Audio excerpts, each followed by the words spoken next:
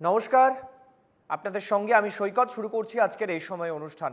আজকের এই সময় অনুষ্ঠান শুরু করব আমরা ভেবেছিলাম মমতা বন্দ্যোপাধ্যায়ের সন্দেশখালি নিয়ে বক্তব্য এবং যে বিস্ফোরক বক্তব্য তিনি রেখেছেন সেটা নিয়ে আমরা শুরু করব ভেবেছিলাম, কিন্তু এই মুহূর্তে একটা বড় গুরুত্বপূর্ণ খবর আমাদের কাছে এসছে যে রাজ্যের বিরোধী দলনেতা শুভেন্দু অধিকারীর যে ভাড়া গেস্ট হাউস রয়েছে কোলাঘাটে, আপনারা জানেন যে বিভিন্ন সময় তিনি রেস্টের জন্য বিভিন্ন বৈঠকের জন্য তিনি মাঝে মধ্যেই কোলাঘাটের এই গেস্ট হাউসে আসেন। সেই কোলাঘাটের গেস্ট হাউসে পুলিশি অভিযান।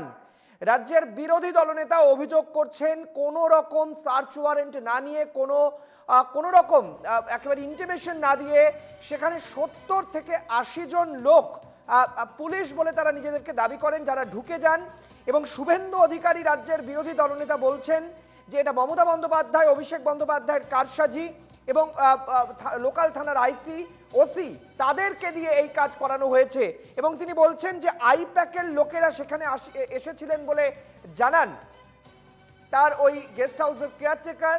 এবং তিনি এটাও জানিয়েছেন যে একেবারে সরাসরি তারা ভেতরে ঢুকে যান।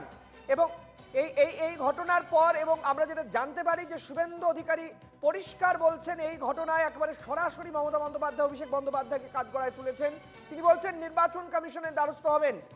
এবং তিনি কোলাঘাট থানায় যান, সেখানে গিয়ে একপ্রস্থ পুলিশের সঙ্গে বাদানুবাদ হয় এবং তিনি বলছেন যে প্রয়োজনে নির্বাচন কমিশনে যাবেন, কলকাতা হাইকোর্টে মামলা করবেন, কারণ তার রক্ষা কবচ রয়েছে। তার বৃদ্ধ বাবা মাকে ব্যতিব্যস্ত করার জন্যই উঠে পড়ে লেগেছে পুলিশ। আমরা শোনাবো শুভেন্দু অধিকারী ঠিক কি অভিযোগ করছেন। ঢুকে গেছে, আমি তখন বললাম যে আপনি যে অফিসার আছে তাকে ফোন দিন। প্রথমে ফোন ধরতে চাইনি, পরে কোলাঘাটের ওসি সৌরভ চীনা ফোন ধরলো। আমি বললাম দেখুন আমার পৌঁছানো পর্যন্ত ওয়েট করতে হবে, কারণ মহামান্য হাইকোর্টে আমি অনেক লড়াই করেছি। আমার বাড়ির সামনে অসভ্যতা হয়েছে, আমার বাবা মা, বয়স্ক বাবা মাকে প্রতিনিয়ত উত্তপ্ত করা হয়েছে ভাইপোর নির্দেশে। আমি এখানে এসেছিলাম, তা পুরুষ ওসি এবং সিআই দুজনই নেই। যে গণদেবতা, আমার কোনো ভুল দোষ নেই, আমি বাধ্য হয়েছি মমতার অত্যাচারের শিকার। ইলেকশন কমিশন কেন সৌরভ চীনা এবং সিআই তমলুককে সাসপেন্ড করবে না? আমি ইলেকশন কমিশনে কমপ্লেন করছি, আমার ভিডিও সিসিটিভি ফুটেও যে আমি ট্রান্সফার চাইছি না, সাসপেনশন চাইছি।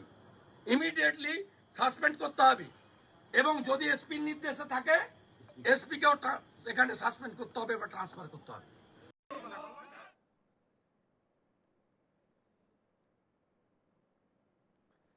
আপনাদের আরো একবার জানিয়ে রাখতে চাইবো এই মুহূর্তের বড় খবর, কোলাঘাটে শুভেন্দু অধিকারীর ভাড়া নেওয়া গেস্ট হাউসে আচমকা পুলিশি অভিযানের অভিযোগ। আর সেই অভিযোগ তুলে কোলাঘাট থানায় ছুটলেন শুভেন্দু অধিকারী। বিরোধী দলনেতার বক্তব্য, অনেক লোকজন তার সঙ্গে দেখা করতে চান, যেহেতু কাঁথি এবং কলকাতা দুটি জায়গাতেই অনেকটা জায়গা দূর হয়ে যায়, সে কারণেই মানুষের সমস্যা যাতে না হয় তিনি এই জন্য কোলাঘাট ওই গেস্ট হাউসটি নিয়েছেন। এবং তার কেয়ারটেকার তাকে জানিয়েছেন যে কিছু সিভিল ড্রেসে আইপ্যাকের লোক কোলাঘাটের সিআই, ওসি কাউকে না জানিয়ে সেখানে ঢুকে পড়েন। শুভেন্দু অধিকারীর অনুপস্থিতিতে পুলিশের সক্রিয়তা কেন, এ নিয়ে প্রশ্ন তুলেছেন বিরোধী দলনেতা শুভেন্দু অধিকারী। তিনি বলেন যে সার্চ ওয়ারেন্ট, ভিডিওগ্রাফি ছাড়া তার অনুমতি ব্যতীত এভাবে কিভাবে পুলিশ ঢুকে যেতে পারে। এবং তিনি মনে করছেন যে ভাঙা বন্দুক, জাল নোট, মাদক রেখে দেওয়ার পরিকল্পনা থাকলেও থাকতে পারে এবং সেই ঘটনা যদি ঘটে তার দায়িত্ব কে নেবে, এমন বিস্ফোরক অভিযোগ করছেন রাজ্যের বিরোধী দলনেতা। কাজল মাইতি আমাদের প্রতিনিধি এই মুহূর্তে রয়েছেন আমাদের সঙ্গে সরাসরি। কাজল, রাজ্যের বিরোধী দলনেতা তিনি একেবারে কর্মী সমর্থক নিয়ে থানায় চলে যান, তিনি বিক্ষোভ দেখান। এখন এই মুহূর্তে এই ঘটনার আপডেট কি পাওয়া যাচ্ছে? দেখো সৈকত, তোমাকে বলি, সেটা হচ্ছে আজকে রাজ্যের বিরোধী দলনেতা শুভেন্দু অধিকারীর সকাল থেকে সন্ধে পর্যন্ত যে প্রোগ্রাম, নন্দীগ্রাম, তমলুক, মেদিনীপুর যে প্রোগ্রাম রয়েছে, সেখানে কেশপুরে যখন তিনি নির্বাচনী প্রচার যখন সারছিলেন কেশপুরে, মেদিনীপুরে, ঠিক সেই সময় খবর যায় তিনার কাছে যে কোলাঘাটে যে গেস্ট হাউস, পূর্ব মেদিনীপুর জেলার যে শুভেন্দু অধিকারীর যে কার্যালয় আছে, সেই কার্যালয়ে কোলাঘাট থানার ওসি এবং তমলুক থানার যে তমলুকের যে সিআই, এদের নেতৃত্বে সেখানে পুলিশরা যায় এবং তার সঙ্গে আইপ্যাকের লোকজন ছিল, এমনটাই কিন্তু অভিযোগ করছে শুভেন্দু অধিকারী। এবং সেখানে যে কেয়ারটেকার থাকে তার সঙ্গে কথা বলা হয় এবং রীতিমতো নাকি বাড়িতে ঢুকেছে এমনটাও নাকি অভিযোগ করছে শুভেন্দু অধিকারী। ফলে এই যে তার অনুপস্থিতিতে পুলিশ যাওয়া এবং বিশেষ করে তমলুকের সিআই এবং কোলাঘাট থানার ওসি এদের বিরুদ্ধে কিন্তু অভিযোগ তুলছে রাজ্যের বিরোধী দলনেতা শুভেন্দু অধিকারী। এবং যেটা বলা যায় যে তিনি কিন্তু শোনা মাত্রই সেখান থেকে কিন্তু একেবারে কোলাঘাট থানায় আসে এবং কোলাঘাট থানায় এসে যখন সিআই এবং ওসিকে খোঁজে তখন কিন্তু তাদের কোনো দেখা পায়নি শুভেন্দু অধিকারী। এবং শুভেন্দু অধিকারী যেটা জানিয়েছেন যে তিনি কিন্তু নির্বাচন কমিশনের দ্বারস্থ হবেন এবং বারে বারে তার প্রতি যে তীব্র আক্রমণ, বিশেষ করে রাজ্যের মুখ্যমন্ত্রী মমতা বন্দ্যোপাধ্যায়ের নির্দেশে তার উপরে যে এই যে আক্রমণ, বিশেষ করে তার বাড়ি কাঁথিতে, সেখানে তার বাবা মা থাকেন, বৃদ্ধ বাবা মা থাকেন, সেখানেও অত্যাচার হয়, এমনটাই কিন্তু শুভেন্দু অধিকারী জানিয়েছেন। কিন্তু আজকের যে এই যে তার কার্যালয়ে যে যাওয়া, সেটার তার উদ্দেশ্য কি এবং সেখানে কেনই বা গিয়েছিল? কোনো কি ছিল, অর্ডার ছিল, বা কেন যে তারা কোনো কাগজপত্র না নিয়ে সেখানে শুভেন্দু অধিকারীকে না জানিয়ে কেন তার যা কার্যালয়ে গেলেন, সমস্ত বিষয় নিয়ে কিন্তু প্রশ্ন উঠছে। এবং এই মুহূর্তে এখানে কোলাঘাট থানায় যারা এসছিলেন কর্মী সমর্থকরা, তারা বিক্ষোভ দেখায়, তার সঙ্গে শুভেন্দু অধিকারী ছিলেন এবং পরবর্তী ক্ষেত্রে তারা কিন্তু এখান থেকে চলে যায়। ফলে এই মুহূর্তে শুভেন্দু অধিকারী যেটা বলেছেন যে তিনি কিন্তু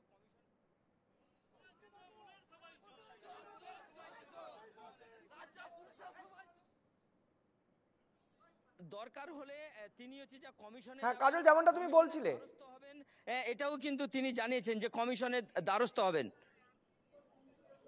বেশ কাজল, আপাতত তোমাকে অনেক ধন্যবাদ। আমরা নজর রাখবো এই পরিস্থিতির দিকে এবং যতটা আমরা জানতে পাচ্ছি এখনো পর্যন্ত বিরোধী দলনেতা খুব পরিষ্কারভাবেই রাজ্যের মুখ্যমন্ত্রী এবং অভিষেক বন্দ্যোপাধ্যায়ের দিকে অভিযোগের আঙুল তুলছেন। তবে এক্ষেত্রে তিনি পরিষ্কার জানিয়েছেন যে তিনি প্রয়োজনে আদালতের দ্বারস্থ হবেন এবং তিনি নির্বাচন কমিশনকেও এ বিষয়ে সূচনা দেবেন, এমনটাই তিনি জানাচ্ছেন।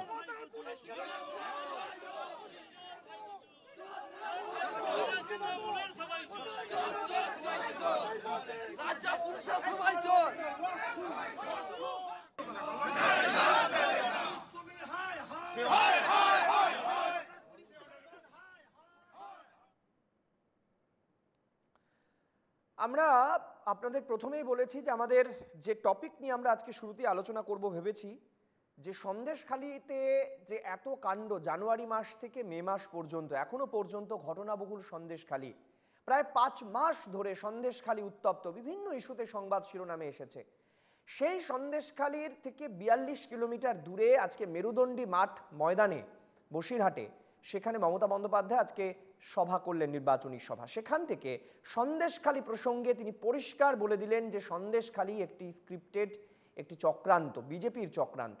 কিন্তু সবচেয়ে বেশি গোল বাঁধল যখন মুখ্যমন্ত্রী বললেন যে যদি তৃণমূল প্রার্থী ভোটে যেতেন বসিরহাটে, তাহলে তিনি প্রথম সন্দেশখালির মাটিতে পা দেবেন। আর এখানেই শুরু হলো এক নতুন বিতর্ক। দেখুন, চলতি বছরের জানুয়ারি থেকে মে মাস, 5 মাসের সন্দেশখালিতে যত কাণ্ড, ইডির ওপর হামলা থেকে সন্দেশখালিতে নারী নির্যাতনের অভিযোগ, রাজনীতির সব পথ যখন মিশেছিল সন্দেশখালিতেই, তখনও মুখ্যমন্ত্রীর পা পড়েনি শাহজাহানগড়ে। সন্দেশখালি কাণ্ডের পর বসিরহাটে প্রথম গেলেন মমতা। এদিন মুখ্যমন্ত্রীর সভাস্থল থেকে সন্দেশখালির দূরত্ব 42 কিলোমিটার। বসিরহাটে নির্বাচনী প্রচারে মুখ্যমন্ত্রী বললেন তৃণমূল প্রার্থী ভোটে জিতলে প্রথমে যাবেন সন্দেশখালি। যেমন কিছুদিন আগে আমি হিঙ্গলগঞ্জ ঘুরেও এসেছি, আমি নিশ্চয়ই সব জায়গায় যাব, আমি আপনাদের ওখানেও যাব, সন্দেশখালিও যাব। বসিরহাটে হাজী নুরুল যেদিন জিতবে তার কয়েকদিনের মধ্যে আমার প্রথম ভিজিট এবার সন্দেশখালি হবে, তার কারণ আমি আপনাদের দেখতে যাব। মমতার সন্দেশখালি সফর ভোটের পর কেন, প্রশ্ন তুলছেন বিরোধীরা। এখন শেষ পর্যন্ত সভা থেকেই তাকে বলতে হলো হাজী নুরুল যদি যেতে তারপরে তিনি সন্দেশখালি যাবেন।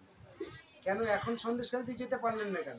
আমার লোকেরা জমি লুট করেছে, আমি দুঃখিত, ওই জমি আমি ফেরত দিচ্ছি, ওই সে বলার তো তার সাহস হলো না। সেই জন্য সন্দেশখালির মানুষ মমতা ব্যানার্জির এই কথাতে যেমন ব্যথা পেয়েছে, তেমনি এই কথাতে মানুষ তাকে ধিক্কার জানাচ্ছে। তো মুখ্যমন্ত্রী সঙ্গে জেতা হারার কি সম্পর্ক হচ্ছে তো আমার জানা নেই। রাজ্যের মুখ্যমন্ত্রী তিনি প্রশাসনিক প্রধান, এখনো তিনি রাজ্যের মুখ্যমন্ত্রী আছেন। যেখানে চূড়ান্ত প্রশাসনিক ব্যর্থতা, সেখানে মুখ্যমন্ত্রী জিতবেন তারপরে যাবেন। আরেকবার তিনি সন্দেশখালীর মানুষকে অপমান করে এলেন বসিরহাটে গিয়ে। এদিনও সন্দেশখালীকে বিজেপির গেম প্ল্যান বলেই মন্তব্য করলেন মুখ্যমন্ত্রী। বললেন, প্ল্যান এ বিফলে যাওয়ায় এবার প্ল্যান বি হিসাবে সাম্প্রদায়িক হিংসা চাইছে বিজেপি।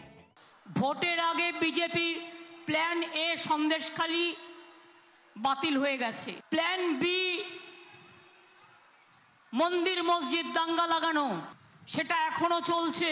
দাঙ্গা করাতে চাইছে না, দাঙ্গা করাতে চাইছে মমতা বন্দ্যোপাধ্যায়। সেটা মমতা বন্দ্যোপাধ্যায় বারবার হিন্দু সন্ন্যাসীদেরকে, সে রামকৃষ্ণ মিশন হোক, ভারত সেবাশ্রম হোক, এদের সবাইকে আক্রমণ করছেন। মমতা বন্দ্যোপাধ্যায়কে পশ্চিমবঙ্গের হিন্দুরা উচিত শিক্ষা দেবে। সন্দেশখালী বিজেপির চক্রান্ত বলেও মুখ্যমন্ত্রী জানালেন, বাংলায় কোনো ঘটনা ঘটলে ব্যবস্থা নেওয়া হয়। যদি কারোর মনে হয় কারোর ওপর রাগ আছে, তাদের চিঠি লিখতেও পরামর্শ মুখ্যমন্ত্রীর। আমি নিজে যা ঘটেছে এবং যেভাবে আমার মা বোনেদের অসম্মান করা হয়েছে, আমি তার জন্য আমার হৃদয়স্থল থেকে আমি মর্মাহত, আমি দুঃখিত। আমাদের এখানে এক দুটো ঘটনা যদি ঘটেও আমরা সঙ্গে সঙ্গে ব্যবস্থা নিই। আমরা কাউকে ছেড়ে কথা বলি না, আমরা অ্যাকশন নিই। হ্যাঁ, যদি আপনাদের মনে হয় কারো প্রতি রাগ আছে, আপনাদের বলবার জায়গা আছে, আপনারা একটা চিঠি আমার বাড়িতে পৌঁছে দেবেন। সন্দেশখালী স্ট্রিং অপারেশন নিয়েও ফের সরব হন মুখ্যমন্ত্রী। বলেন, ভোটের আগে 2000-5000 টাকা দিয়ে চক্রান্ত করাচ্ছে বিজেপি। মেদিনীপুরে টাকার খেলা ধরতেই পুলিশ মহলে বদল, অভিযোগ মমতার। ইলেকশনের সময় কাউকে 2000 চক্রান্ত করার জন্য 5000 তাকে দিয়ে লিখিয়ে নেওয়া, চক্রান্ত করা। এই তো পার্টি অফিস থেকে কোটি কোটি টাকা বেরোচ্ছে, আর যে ধরলো তাকে ইলেকশন কমিশন সাসপেন্ড করে দিল। বাবা, কি সুন্দর চলছে আমাদের দেশটা। চক্রান্ত করে রেখা পাত্রের বিরুদ্ধে বিভিন্ন ধরনের এফআইআর করা হচ্ছে। এটা প্রত্যেক মানুষের জানা যে সন্দেশখালীর মহিলাদের ওপরে, সন্দেশখালীর পুরুষদের ওপরে যে অত্যাচার চলেছে সে অবর্ণনীয়। সন্দেশখালীতে শুধু নারী নির্যাতনের অভিযোগই নয়, বড় সমস্যা ছিল শাহজাহান বাহিনীর জমি ও ভেরি দখলের অভিযোগ। বসিরহাটে নির্বাচনী প্রচারে মমতার বড় ঘোষণা, জোর করে ভেরি কেড়ে নেওয়া যাবে না, তার জন্য পলিসি তৈরি করছে রাজ্য। অনেক ভেরি আছে, অনেকে দখল করে। আমাদের সরকার একটা পলিসি তৈরি, আমরা ভেরি নিয়ে তৈরি করছি, যাতে যার ভেরি সে চাষ করুক, কিন্তু গভর্নমেন্টের রেকর্ডের নাম রাখতে হবে, কারোরটা জোর করে কেড়ে নেওয়া যাবে না। কার ভেড়ি কে দখল করছে? দখল তো যে সাধারণ মানুষের জমি, জমি কেড়ে নিয়ে সেটা ভেড়ি বানানো হয়েছে। যদি কেউ জোর করে ভেড়ি দখল করে, সেও তৃণমূল। সরকারের মদত ছাড়া, প্রশাসনিক সহযোগিতা ছাড়া এবং পুলিশের সক্রিয় অংশগ্রহণ ছাড়া কেউ কিছু দখল করতে পারছে না। সন্দেশখালী কাণ্ডের সময় বিরোধী মহলে, এমনকি সন্দেশখালী মহিলাদেরও দাবি ছিল মুখ্যমন্ত্রী আসুন, কিন্তু জানি এবার নিজেই জানালেন সন্দেশখালী যাবেন যদি তৃণমূল প্রার্থী জেতেন। Bureau report, NKTV Bangla. আমি পরিচয় পর্বে আসবো। আমাদের সঙ্গে যারা আলোচনায় রয়েছেন, আমাদের সঙ্গে আলোচনায় রয়েছেন কৃষাণু মিত্র, তৃণমূল কংগ্রেস মুখপাত্র, রুবি মুখোপাধ্যায়, বিজেপি মুখপাত্র, আশরাফুল আমিন, সিপিএম নেতা, অমিতাভ কাঞ্জিলাল, রাজনৈতিক বিশ্লেষক, অধ্যাপক এবং প্রাক্তন ডেপুটি পুলিশ কমিশনার, প্রাক্তন পুলিশ কর্তা সত্যজিৎ বন্দ্যোপাধ্যায়। পাঁচজনকে আমাদের এই অনুষ্ঠানে স্বাগত জানাই। আমি প্রথম পর্বের এই আলোচনায় সন্দেশখালী ইস্যুতে প্রত্যেককে 1 মিনিট করে সময় দেব। আমি চাইবো যে এই পর্বে প্রত্যেকেই নিজস্ব বক্তব্য রাখতে পারবেন। আমি প্রথমেই কৃষাণুদা আপনার কাছে দুটি বিষয় নিয়ে যাব। প্রথম কথা হচ্ছে, মমতা বন্দ্যোপাধ্যায় একদিকে বলছেন যে বিজেপির প্ল্যান এ বিফল হয়েছে, বিজেপির প্ল্যান এ বিফল হওয়ার কারণে প্ল্যান বি করছে।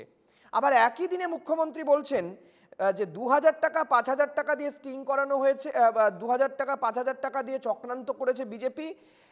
এবং সেই দিনই মুখ্যমন্ত্রী আবার বলছেন, মানে আজকেই মুখ্যমন্ত্রী বলছেন যে সন্দেশখালীতে যে ঘটনা ঘটেছে তার জন্য তিনি দুঃখ প্রকাশ করছেন এবং জোর করে ভেরি কেড়ে নেওয়া যাবে না, তার জন্য তিনি পলিসি বানাচ্ছেন।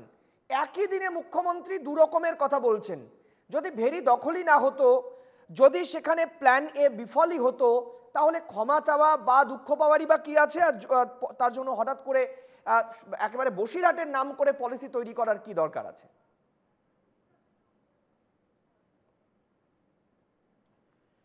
সৈকত, প্রথম কথা হচ্ছে যে তুমি কোথা থেকে এগুলো মানে বিরোধাভাস খুঁজে পেলে আমি জানি না।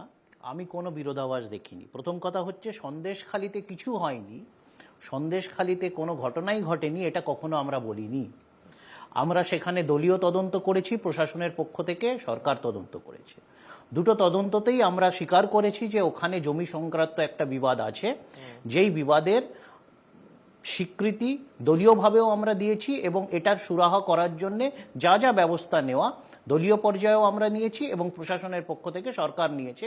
ওখানে অস্থায়ী ক্যাম্প করে সরকার এই সবকটা অভিযোগকে নিষ্পত্তি করার জন্যে বিভিন্ন সময় সেখানে ক্যাম্প চালিয়েছে, দীর্ঘদিন সেখানে ক্যাম্প চলেছে, সাধারণ মানুষ তাদের বক্তব্য তাদের অভিযোগ নিয়ে গেছেন এবং সেই সমস্যাগুলো সুরাহাও হয়েছে। তোমার এই চ্যানেলে বসে আমি খতিয়ান দিয়েছিলাম যে 300টার বেশি অভিযোগ তৎক্ষণাৎ সুরাহা, যে অস্থায়ী ক্যাম্প হয়েছিল সরকারের পক্ষ থেকে সেটা হয়েছিল। বেশ কিছু অভিযোগ এখনো আছে, যেহেতু আইনি কিছু জটিলতা আছে, সেইগুলো ধীরে ধীরে সেইগুলো সলিউশন হয়ে যাবে। এখন হচ্ছে এইটা মেনে নেওয়ার পর সেখানে সেটাকে একটা রং চড়ানো, সেটাকে একটা রাজনৈতিক, ধর্মীয় এবং সেখানে যেটা আমাদের অনুভূতিতে খুব সূক্ষ্ম অনুভূতিতে যেটা আমাদের ব্যথা দেয় সেরকম মহিলা, সুন্দর দেখতে মহিলা, রাতের অন্ধকার, এইসব গালগপ্প বানিয়ে এর সাথে রং চড়ানো হয়েছে। এটার বিরোধিতা আমরা করেছি এবং স্টিং অপারেশনে সেটা পরিষ্কার হয়ে গেছে। সেখানেই বলা হয়েছে স্টিং অপারেশনে কিভাবে টাকার বিনিময়েতে এই অভিযোগগুলো করা হয়েছে। আজকে তো স্বয়ং সিবিআই এর কাছে এটা প্রমাণিত হচ্ছে। সিবিআই তো কোনো যখন তদন্ত করছে তারা তো সাক্ষ্য পাচ্ছে না, তারা তো সরাসরিভাবে বলছে যে এখানে ম্যাক্সিমামগুলোই হচ্ছে রটনা এবং সেইগুলো জোর জবরদস্তি করা হচ্ছিল, যেগুলো তদন্ততে ফেল করছে। এখন আসি মুখ্যমন্ত্রী যেগুলো ভেড়ি নিয়ে বলেছেন, আমি দেখলাম বিজেপির মুখপাত্র শ্রমিক ভট্টাচার্য উনি অনেক কথা বললেন। ভেড়ির তালিকা তৈরি হলে, যদি ভেড়ির তালিকাতে কোনো জমি ভেড়ি না থাকে, সেটা যদি চাষ জমি বা বাস্তু জমি থাকে, তাহলে সেখানে ধরা পড়ে যাবে। ভেড়ির তালিকা নিয়ে বিজেপির আপত্তির কি আছে আমি বুঝতে পারলাম না। যদি আমরা ভেড়ির একটা নথিভুক্ত সরকারি তালিকা তৈরি হয় যেখানে জানা যায় যে এখানে এই অংশে এই দাগ থেকে এই দাগ একটা ভেড়ি চলে, অমুক ব্যক্তি তার মালিক বা অমুক কোঅপারেটিভ সেটার মালিক, তার আপত্তি কি হতে পারে? তাহলে যদি কেউ জোর জবরদস্তি চাষের জমি বা অন্যান্য জমি ভেড়িতে কনভার্ট করে থাকে গায়ের জোরে, সেটাও সেখানে ধরা পড়ে যাবে। কৃষ্ণদা, একটা বিষয় হচ্ছে মুখ্যমন্ত্রী মমতা বন্দ্যোপাধ্যায়ের বক্তব্যগুলো যদি আমরা একটু ফলো করি কৃষ্ণদা, এখানে এটাকে আমাদের সবার আগে মাথায় রাখতে হবে যে কখন মুখ্যমন্ত্রী এই ঘটনা বলছেন। আমরা কিন্তু দেখিনি সন্দেশখালী ঘটনার আগে উনি ভেরি পলিসি করছেন, আমরা দেখিনি একইভাবে কোনো জায়গায় বারুদ বিস্ফোরণে কারখানা উড়ে যাওয়ার আগে তিনি ক্লাস্টারের কথা বলছেন, বাজি ক্লাস্টারের কথা বলছেন। এ সবই হচ্ছে ঘটনা ঘটে যাওয়ার পর বলছেন, সেই জন্য এই প্রশ্নগুলো উঠছে। কৃষ্ণদা, আমি কৃষ্ণদা আসছি, আমি এই আলোচনাতে আছি, আমি একটু রুবি মুখার্জির কাছে যেতে চাইবো। আমরা তো ঘটনার পরিপ্রেক্ষিতে রিয়্যাক্ট করি। এখানে মণিপুর হয়ে যাওয়া নিয়ে সেটাকে বালি চাপা দিয়ে দেওয়া হয়, সেখানে পলিসিও হয় না, তার সুরাও হয় না। এখানে রুবি মুখার্জির কাছে যাব, অভিযোগ করলে সেটাকে বালি চাপা দিয়ে দেওয়া হয়। রুবি মুখার্জির কাছে আমি জানতে চাইবো, মুখ্যমন্ত্রী বলছেন খুব স্পষ্টভাবে বলছেন কোনো রাজনীতির প্রয়োজন নেই, বিজেপির এমএলএ যদি সেখানে বসিরহাটের তৃণমূল প্রার্থী জেতেন তাহলে তিনি প্রথম যাবেন সন্দেশখালী, মানে সন্দেশখালী 2-1 দিনের মধ্যেই চলে যাবেন। আমি বলছি না, মুখ্যমন্ত্রী বলছেন। আমার প্রশ্ন হচ্ছে ভোটে জেতার পর সন্দেশখালী যাওয়ার অর্থ কি? এর দুটো অর্থ হতে পারে যে দেখুন এত কিছু ঘটার পরেও হাজী নুরুল জিরে গেলেন, তার মানে বিজেপি যা বলেছে, সিপিএম যা বলেছে সব মিথ্যে। আর 2, যদি হাজী নুরুল হেরে যান তাহলে মুখ্যমন্ত্রী কি সন্দেশখালী যাবেন না? আমি এই উত্তরটা একটু বিজেপির থেকে নিয়ে নিতে চাই আগে। ওইটাই তো প্রশ্নটা হচ্ছে, পিসিমা এই কথাটাই বলেছে যে যদি হাজী নুরুল ইসলাম জেতে, মানে আমি আসছি আপনার কাছে উত্তরটা নিয়ে আসছি, কোয়েশ্চেন মার্ক, যে জিতবে কি জিতবে না। আমি বলবো? হ্যাঁ বলুন, আপনি বলুন। সৈকত, আমি কি বলবো? বলুন। হ্যাঁ, এই যদি যেতে তবে উনি যাবেন। তার কারণ হচ্ছে যদি না যেতে তাহলে উনি গেলে উনি ওখানে প্রহৃত হবেন। মানে উনি যে অন্যায়গুলোকে নিয়ে ধামাচাপা দিতে চেয়েছেন, এই যে বালিটা বললো কেন জানেন তৃণমূল মুখপাত্র? কেননা বালি মাফিয়া তো ওদের মধ্যেই আছে। কদিন আগেই দেখেছেন বালি তুলে নিয়ে যাচ্ছে বলে সেই আধিকারিককে পর্যন্ত মারধর করা হলো, আধিকারিক যখন আটকাতে গেল। ওই জন্য বালি চাপা, আর কিছু চাপা নয়, কিন্তু ছাই চাপা নয়, বালি চাপা দিয়ে এটাকে ব্যাপারটাকে মমতা ব্যানার্জি এটাকে করতে চেয়েছে, ক্লিয়ার আউট করতে চেয়েছে। সেই জন্যই বলছে যদি যেতে আমার প্রার্থী তবেই আমি যাব, না হলে জানেন উনি যদি না যেতে, যদি ওখানে রেখাপাত্র জিতে যান তাহলে বাকি মহিলারা যারা পিঠে বানানোর নাম করে যাদের রাত্রিরে ধরে ডেকে নিয়ে যেত, যাদের ঘন্টার পর ঘন্টা ওখানে রেখে দিয়ে তাদের অত্যাচার করতো, শারীরিক এবং মানসিক দুই অত্যাচারই করতো। আর শারীরিক যদি অত্যাচার নাও করে থাকে, মানসিক অত্যাচারটাও কিন্তু 376-এ পড়ে, শ্লীলতাহানির পর্যায়ে পড়ে। এবং আমি যদি কোনো পুরুষ মানুষ যদি কোনো মহিলাকে নাও ছোঁয়, সামনে যদি অশ্লীল অঙ্গভঙ্গি করে, সেটাও 376-এ পড়ে। তাহলে এটাই ব্যাপার যে উনি জানেন যে ওখানে অনেক কিছু অন্যায় হয়েছে।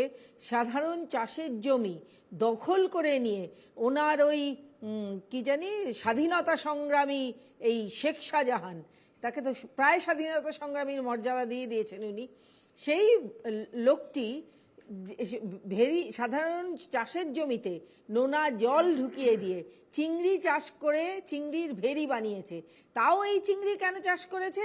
সেই চিংড়ির ভেতর দিয়ে যখন সে রপ্তানি করত, অনেক রকম ড্রাগ, তারপরে এই সমস্ত অস্ত্রশস্ত্র, এগুলো পাচার করা যেত। এটা তো সকলেই স্বীকার করছে, এখন সকলেই জানে। এবং কোথায় আমি জানি না বিজেপি তৃণমূল মুখপাত্র কোথা থেকে পেলেন যে সিবিআই বলে দিয়েছে, আমি কিছুই পাচ্ছি না। এরকম একবারও বলেনি বলেই, এবং এটাতে ওদের খুব অসুবিধা হচ্ছে বলেই ওখানে সিবিআই ক্যাম্প করেছে। ক্যাম্প করে ওখানকার সমস্ত লোকজনকে প্রশ্ন করছে এবং যাতে তাড়াতাড়ি সুরাহা হয়। কিছু একটা বলতে চাইছিলেন, আমি উত্তরটা একটু নিয়ে নিই। তৃণমূল মুখপাত্র আমাদের বলেই দিলেন না। প্রথম কথা হচ্ছে যেই কথাটাকে ভিত্তি করে প্রশ্ন এবং উত্তর দেওয়ার চেষ্টা হচ্ছে, কোথাও যদি কথাটাই ব্যবহার হয়নি। একবারও মুখ্যমন্ত্রী বলেননি যে যদি আমি জিতি তাহলেই যাব।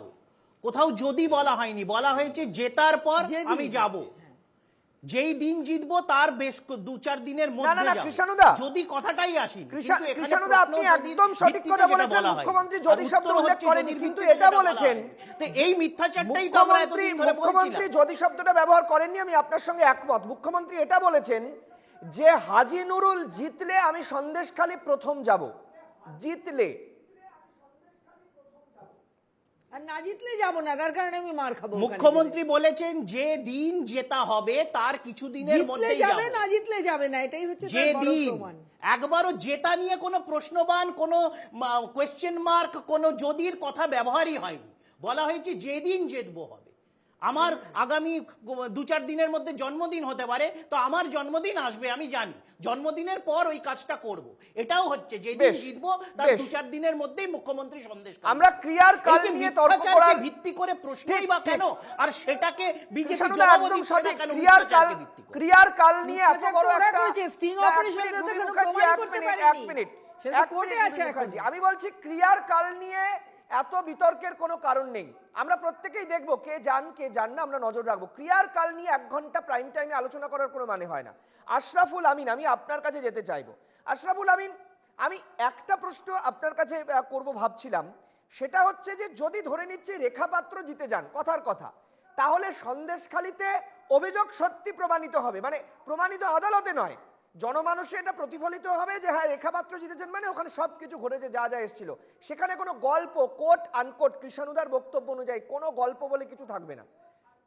ঠিক, আমি মমতা বন্দ্যোপাধ্যায়ের বক্তব্যটা আরেকবার একটু শুনিয়ে দেওয়ার চেষ্টা করি, এক্স্যাক্টলি মমতা বন্দ্যোপাধ্যায় কি বলেছেন।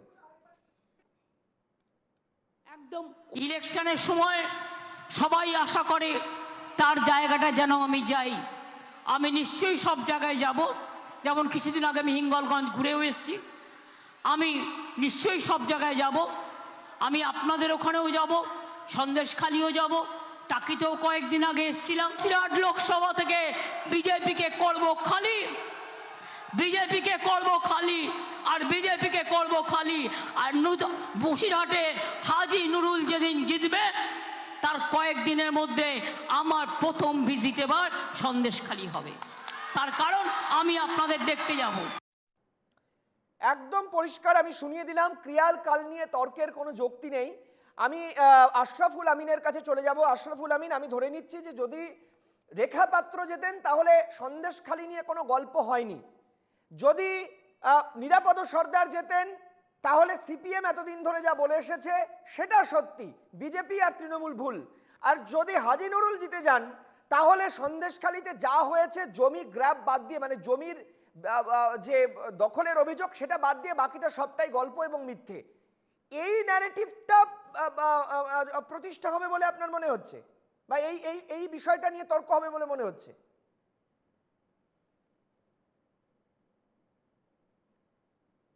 আমরা প্রিভিয়াস অনেক ঘটনা দেখি, একটাই উদাহরণ দেব। নন্দীগ্রামের ঘটনার পরে, সিঙ্গুরের ঘটনার পরে বামপন্থীরা পরাজিত হয়েছিল, আর আজকে এত বছর পরে তৃণমূলের নেত্রী আর বর্তমান প্রাক্তন তৃণমূল বর্তমান বিজেপির নেতারা তারাও অবস্থান পরিষ্কার করে দিয়েছে নন্দীগ্রামের জনগণের মৃত্যু কিভাবে হয়েছে, কারা তার জন্য দায়ী। কিন্তু এই যে যদি রেখাপত্র যেতে বললেন না, আমি আপনাদের সামনে স্পষ্ট বলছি, সন্দেশখালীর বর্তমান যা অবস্থা, বসিরহাট লোকসভা কেন্দ্রের বর্তমান যা অবস্থা, ভোট লুট আর অর্থের যোগান যদি না থাকে, ফ্রি অ্যান্ড ফেয়ার ইলেকশন যদি পুরো বসিরহাট লোকসভা জুড়ে যদি হয়, 100তে 100% বামপন্থী প্রার্থী কমরেড নিরাপদ সর্দার জিতবে। দ্বিতীয় কথা আপনাকে বলি, মমতা ব্যানার্জি এখনো দলের নেত্রী থেকে রাজ্যের মুখ্যমন্ত্রী হয়ে উঠতে পারেননি। সন্দেশখালীর মাটিতে যে অভিযোগ এসেছে, শুধু নারীদের উপরে অভিযোগের কথা বলে যে বিরাট অভিযোগ, সেইগুলোকে ছোট করার চেষ্টা করছেন, অভিযোগের সংখ্যাটা কমানোর চেষ্টা হচ্ছে। জমি লুট থেকে শুরু করে তোলাবাজি থেকে অস্ত্র ব্যবসা থেকে গরু পাচার, আন্তর্জাতিক স্তরের মানে হিরোইনের ব্যবসার যোগ, সমস্ত কিছু। এবং নিরাপদ সর্দার নারীদের উপরের আক্রমণের কথাও বিধানসভাতেও বলেছিলেন, তার রেকর্ডে আছে, সেটা স্বীকার করে নিয়েছে। তাহলে এই অভিযোগগুলোকে ছোট করিয়ে দেখার কোনো কারণ নেই। তৃণমূল কংগ্রেসের প্রশাসন সন্দেশখালীর রিপোর্ট পেতে ব্যর্থ। আজকে শুধু একটা ক্ষমা চেয়ে নিচ্ছি, দুঃখ প্রকাশ করছি বলে, এই যে 10-11 বছর ধরে মানুষকে যেভাবে জাঁতা কলে পেশাই করলো সন্দেশখালীতে তৃণমূলের নেতারা, তাতে অপরাধ ওনার মানে ক্ষমা হয়ে যায় না। আর মানুষ তারা সিদ্ধান্ত নেবে, ভালো মন্দ বিচার বিবেচনা করে সিদ্ধান্ত নেবে। 200-300-রও কাছাকাছি জমি ফেরত দিয়েছে, রাস্তা পর্যন্ত কেটে দিয়েছে তৃণমূলের নেতারা, ঢালাই রাস্তা কেটে দিয়ে ভেড়ি করে দিয়েছে, পুলিশ অফিসারের বাড়ির সামনের উঠোন কেটে দিয়ে ভেড়ি করেছে, খেলার মাঠ কেটে দিয়ে দখল করে ভেড়ি করে দিয়েছে। যে সন্দেশখালীতে নিরাপদ সর্দার একটা সময় এমএলএ ছিল, দুবারের এমপি ছিল, এই দুঃখিত সভাপতি ছিল, প্রত্যন্ত এলাকায় যেখানে কর্মসংস্থান কম ছিল, সেখানে পঞ্চায়েত সমিতির উদ্যোগে এলাকার কৃষি ব্যবস্থার উন্নয়ন থেকে যাতায়াত ব্যবস্থার উন্নয়ন, কর্মসংস্থানের জায়গা তৈরি করা, সমস্ত কিছুর মধ্যে যে সন্দেশখালীর ডেভেলপমেন্ট হয়েছে, সেই সন্দেশখালীর যে চিংড়ি, ওখানকার জলজ যে সোনা, সেই চিংড়ি চাষের জায়গা, ইটভাটার সমস্ত ব্যবসা, কয়লার ব্যবসা, গাড়ি ঘোড়া যাতায়াতের ক্ষেত্রে তোলা, ছোট ছোট নিয়োগ ব্যবস্থা থেকে পঞ্চায়েত সমিতি, জেলা পরিষদের সরকারি টেন্ডার, গরুর ব্যবসা, একেবারে সার্বিকভাবে যে রাষ্ট্র মানে দখল করে রেখেছিল ওই জায়গায়, আর সেটা মমতা ব্যানার্জি জানতো না। মমতা ব্যানার্জির মন্ত্রী, তার কাছ থেকে চিঠি পাওয়া যাচ্ছে যে শাহজাহানের কাছ থেকে টাকার আদান প্রদান হবে, রেশন দুর্নীতির টাকা সেখানে চুরি জুচ্চুরি হয়েছে। আমি দায়িত্ব নিয়ে বলছি, সন্দেশখালী এলাকায় তৃণমূল কংগ্রেসের এবারের প্রচারের দায়িত্ব নিয়েছে রেশনের ডিলাররা। এটা ওখান থেকে আপনি গেলে তথ্য জেনে আসতে পারবেন। মূল কথা হচ্ছে, রুটি রুজির লড়াইকে এরা দূরে সরিয়ে দিতে চাইছে। সন্দেশখালীর এলাকার মানুষের উপরে যে অত্যাচার, পুলিশের ফেলিওর, তোমাকে আমি একটা জিনিস দেখাচ্ছি, ঘটনাচক্রে আমার পার্সে ছিল। আমরা মীনাক্ষী মুখার্জির সঙ্গে সন্দেশখালীতে গিয়েছিলাম, ন্যাজাট ফেরিঘাটে আমাদের আটকে দিয়েছিল। এখানে ডেট আছে 3-10-2023, ন্যাজাট কালীনগর ফেরিঘাটের টিকিট। আমি বলছি 2024 সালের 10-11 তারিখে আমরা গিয়েছিলাম, জানুয়ারি মাসে। তখন সেখানে যে টিকিটটা ওখানকার যাদের কন্ট্যাক্ট দেওয়া হয়েছে, তার থেকে ছিনিয়ে শিবু হাজরা সেই ঘাটের দখল নিয়েছে। ওই এলাকায় যত ঘাট আছে সবটার দখল তৃণমূলের নেতারা। আর 2023 সালের টিকিট ওখানকার আমাদের অ্যাডিশনাল এসপি ছিলেন, আমি নাম ভুলে যাচ্ছি, মহিলা ছিলেন, তিনি আমাদেরকে এই টিকিট দিয়েছিলেন ওই পারাপার হওয়ার জন্য, দিয়েছিলেন অবৈধভাবে 23 সালে টিকিট। এই রকম অরাজকতা চলছে, পুলিশ প্রশাসনের কর্মীরা মার খাচ্ছে, খুন হচ্ছে। শাহজাহানের বাহিনীর হাতে মিছিলে বেশ কয়েকজন খুন হয়েছে, তাদের কোনো ঘটনার কিনারা হয়নি। আজকে যদি মুখ্যমন্ত্রী বলেন আমি দুঃখিত, যেদিন জিতবো, আমি কাল নিয়ে বলছি না, উনি জিতবেন কি, যদি না জেতেন তাহলে আর যাবেন না, তাহলে যদি না জেতেন ভোটের রেজাল্টে তো নাও জিততে পারেন, এটাই তো ঘটনা, এটাই তো রিয়েলিটি। তাহলে উনি যদি না যেতেন তাহলে উনি যাবেন না, তাহলে উনি মুখ্যমন্ত্রী হয়ে উঠতে পারেননি। আসলে এই দলনেত্রী মমতা বেশ। ব্যানার্জি রাজ্যের বেশ। পুরোটাই আমি ধ্বংস করে আশরাফুল্লাহ, দিচ্ছে, তার শালীনতা, তার আমি খুব গভর্নেন্স স্পষ্টভাবে বলছি, মুখ্যমন্ত্রীর বক্তব্য খুব স্পষ্ট। মুখ্যমন্ত্রী বলছেন যেদিন জিতবেন হাজী নুরুল তার 2-1 দিনের মধ্যেই তিনি চলে যাবেন সন্দেশখালী। আমার প্রশ্ন ছিল অন্য জায়গায়। আমার প্রশ্ন হচ্ছে হাজী নুরুল যেদিন জিতবেন তখন মুখ্যমন্ত্রী যাবেন কেন? মুখ্যমন্ত্রী যাওয়ার দাবি তো অনেক আগের থেকে উঠছিল, এতদিন মুখ্যমন্ত্রী যাননি কেন? এই প্রশ্নটা নিয়ে আলোচনা হওয়ার কথা। কবে মুখ্যমন্ত্রী যাবেন, মুখ্যমন্ত্রী যাবেন কিনা বলেছেন, যাবেন না বলেছেন, এত বক্তব্যের দরকার নেই। আমি একটু সত্যজিৎ বন্দ্যোপাধ্যায়ের কাছে চলে যেতে চাইবো। সত্যজিৎ বাবু, আমি মুখ্যমন্ত্রীর বক্তব্য মন দিয়ে শুনেছি।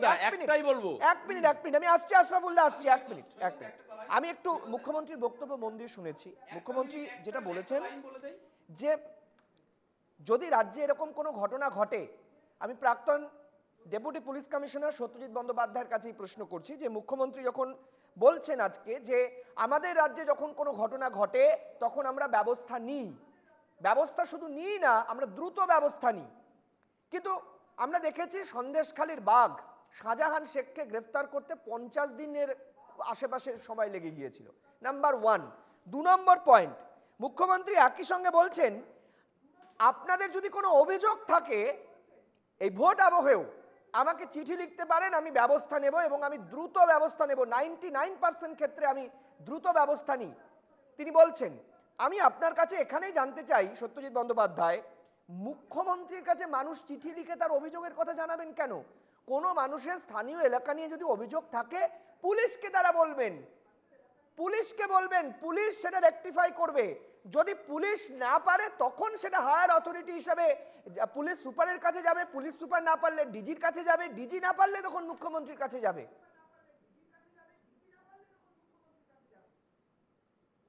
হ্যাঁ সৈকত, প্রথম কথা হচ্ছে দেখুন, আমি তো প্রশাসনিক অফিসার ছিলাম, আমি পলিটিক্সে ঢুকবো না, কিন্তু আমার কথা যদি কোনো রাজনৈতিক দলের এগেনস্টে কিংবা ফর হয় তা মনে করার কোনো কারণ নেই যে আমি তার ফেভার হয়ে কথা বললাম। প্রথম কথা হচ্ছে যেই কথাটা আপনি যেইটা নিয়ে আপনি আলোচনা বর্ষর শুরু করেছিলেন সেটা হচ্ছে দেখুন, এটা মোটামুটিভাবে প্রমাণিত সত্য এবং যা জুডিশিয়াল কনফিউশন 164-এ করা হয়েছে, রাজ্যের পুলিশ তাদের স্টেটমেন্টে রেপ কেস লিখেছে, গ্যাং রেপ কেস লিখেছে, সেখানে তাদের বিচার চলছে, তারা কাস্টাডিতে আছে। এটা তো রাজ্য সরকারের যে পুলিশ তারাই লিখেছে, এটা কেন্দ্রীয় বাহিনী লেখেনি কিংবা সিবিআই লেখেনি। অর্থাৎ এটা স্বীকার্য যে ওখানে একটা অত্যাচার সার্বিকভাবে হয়েছে, সেটা লাঞ্ছিত হয়েছে, সেটা মানসিকভাবে, দৈহিকভাবে এবং আর্থিকভাবে, সামাজিকভাবে এবং সবচেয়ে বড় কথা রাজনৈতিকভাবে। তো এটা কিন্তু এটা সর্বস্বীকৃত হয়েছে আর কি। যার জন্য আজকে যে প্রথম স্টেজে যখন যে ঝামেলাটা উঠেছিল, যখন লাঠি ঝাঁটা খন্তি সব নিয়ে যখন দাঁড়িয়েছিল ওখানকার রাজ্যের মহিলারা রাস্তার উপরে, সেখানে কিন্তু কোনো সিপিএম এর ফেস্টুন ছিল না, কিংবা বিজেপির ফেস্টুন ছিল না, কিংবা কংগ্রেসের ফেস্টুন ছিল না, সেটা কিন্তু নন পলিটিক্যাল ছিল। এবং সেই নন পলিটিক্যালটাকে পলিটিক্যাল করার জন্য হয়তো অনেক পার্টি ঝাঁপিয়ে পড়েছে, মেইনলি সিপিএম এবং মেইনলি বিজেপি ঝাঁপিয়ে পড়েছে, কারণ ইলেকশন আছে, তাদের ঝাঁপাতেই হবে, এটা তো সাধারণ ব্যাপার, সুতরাং ঝাঁপিয়েছে। কিন্তু ইনিশিয়াল স্টেজে যে অত্যাচারের যে বহিঃপ্রকাশ হয়েছিল, যেটা ভারতবর্ষের মানুষ সাধারণভাবে আপনাদের চ্যানেলের মাধ্যমে লক্ষ লক্ষ লোক দেখেছে, সেটা কিন্তু বেসিক্যালি সত্য ঘটনা, যেটা নন পলিটিক্যাল ছিল এবং বেসিক্যালি তারা খুব অত্যাচারিত ছিল। এই যে আর্মস রিকভারি হয়েছে, এটা তো সর্বস্বীকৃত এবং সবার সামনে সবাই দেখেছে সেগুলো, এবং সফিস্টিকেটেড আর্মস। সেই আর্মস কিন্তু আপনি আমি পাবো না, সাধারণ জনগণ ওটা কিনতে পারবে না। আপনি একটা লাইসেন্সের কথা দেখেছিলেন যে আপনার লাইসেন্স আছে একটা, আপনি আপনাদের প্রোগ্রামে একটা এসেছিলাম আমি, সেই লাইসেন্সটা পর্যন্ত অন্য স্টেট থেকে করিয়ে নিয়ে আসা, এবং .38 রিভলভারের গুলি পাওয়া গেছে, .9mm পিস্তল পাওয়া গেছে, এক্সপ্লোসিভ পাওয়া গেছে, সেগুলোকে ব্লাস্ট করানো হয়েছে, এগুলো সবাই কিন্তু দেখেছে। অর্থাৎ এটা স্বীকৃত সত্য কথা যে এখানে একটা অবর্ণনীয় একটা অবস্থা ছিল। সেই অবর্ণনীয় কথাটা বেসিক্যালি আমি যেটা সত্য কথা স্বীকার করা দরকার আছে, সেটা হচ্ছে ওখানকার যে ইন্টেলিজেন্স যেটাকে বলা হয়, যেটা পুলিশ ইন্টেলিজেন্স যেটাকে বলা হয়, সেইটা কিন্তু হয়নি। এবং যদি এই প্রত্যেকটা জিনিস যদি আগে থেকে খবর পেত, তাহলে কিন্তু হয়তো সরকার অন্যভাবে ব্যবস্থা নিতে পারত। কিন্তু নিত কি নিত না তখন আলাদা ব্যাপার। এই নিরাপদবাবু যিনি এমএলএ হিসাবে যিনি বিধানসভায় বলেছিলেন, হয়তো বিধানসভাটা রেকর্ড আছে কিন্তু সাধারণ জনগণ জানতে পারেনি। যদি উনি ওটা আলিমুদ্দিন স্ট্রিটে গিয়ে তার যদি টোটাল এই সাংবাদিক সম্মেলন করে বলতো, তাহলে তো আর কোনো মাইক অফ হতো না, সবাই শুনতে পেতো, জানতে পারতো। এটা করা উচিত ছিল কিন্তু তখন। এবং তবে সাধারণ লোক জানতে পারতো যে ইয়েস, এইরকম পরিমাণের অত্যাচার হচ্ছে। তবে এটা তো সত্য কথা যে এই যে শেখ শাহজাহান 126 কোটি টাকা উপরে তার ধরা পড়েছে, প্রত্যেকটা জায়গায় সে করায়ত্ত করেছে। এবং তার কিসের করায়ত্ত করেছে? একমাত্র শোষণ এবং একমাত্র গুন্ডামি এবং ষড়যন্ত্র করে। এই ষড়যন্ত্রটা ভাঙার জন্য সার্বিকভাবে মানুষ এতদিন সহ্য করার পর তারপর বেরিয়ে এসছে। আমাদের প্রশাসনিক প্রধান উনি যাবেন কি যাবেন না, আমি এই ব্যাপারটা উনার মত, উনি আমাদের উপরে, উনি কি যাবেন কি যাবেন না সেই ব্যাপারে আমি মত দেব না। কিন্তু ঘটনা হচ্ছে যে প্রতিটা ব্যাপারে এইসব বড় বড় ইনসিডেন্টের সময় টোটাল সবাইকে ঝাঁপিয়ে পড়তে হবে এটাকে সলভ করার জন্য, সমাধান করার জন্য। যদি সমাধান না করা যায়, এটা স্ফুলিঙ্গটা যদি থেকে যায়, তাহলে কিন্তু এটা বড়র দিকে যাবে। আরেকটা জিনিস বলতে হবে সৈকত, সেটা হচ্ছে দেখুন, এই যে সন্দেশখালীর যে জুরিসডিকশনটা, যে জুরিসডিকশনটা একদম বাংলাদেশের সাথে সামনাসামনি রয়েছে, যোগাযোগের ব্যবস্থা রয়েছে, এবং সেখানে সংখ্যালঘু সম্প্রদায়ের বাসটা বেশ খানিকটা বেশি, এবং সেখানে বাংলাদেশের সাথে যোগাযোগের রাস্তাটা অনেকটা পরিমাণে বেশি। সেখান থেকে চোরাগুপ্তা পথে নানারকমভাবে কাস্টমস এক্সাইজ পাস করার না ফেল করে যে কোনোভাবে সেগুলো কাজ কারবার এই একটা হয়তো রাজনৈতিক তকমার মাধ্যমে তারা চালাতো, যারা এখন কাস্টাডিতে রয়ে গেছে। কিন্তু এটা ভাবার কোনো কারণ নেই যে এই যারা কাস্টাডিতে আছে, উত্তরও আমাকে কৃষাণু মিত্র থেকে নিতে হবে। কৃষাণুদার কাছে আমি যাব, এর উত্তরগুলো আমি নেব, কারণ এগুলো যেহেতু প্রশাসনিক দিকের অনেকগুলো অভিযোগ আমি শুনবো।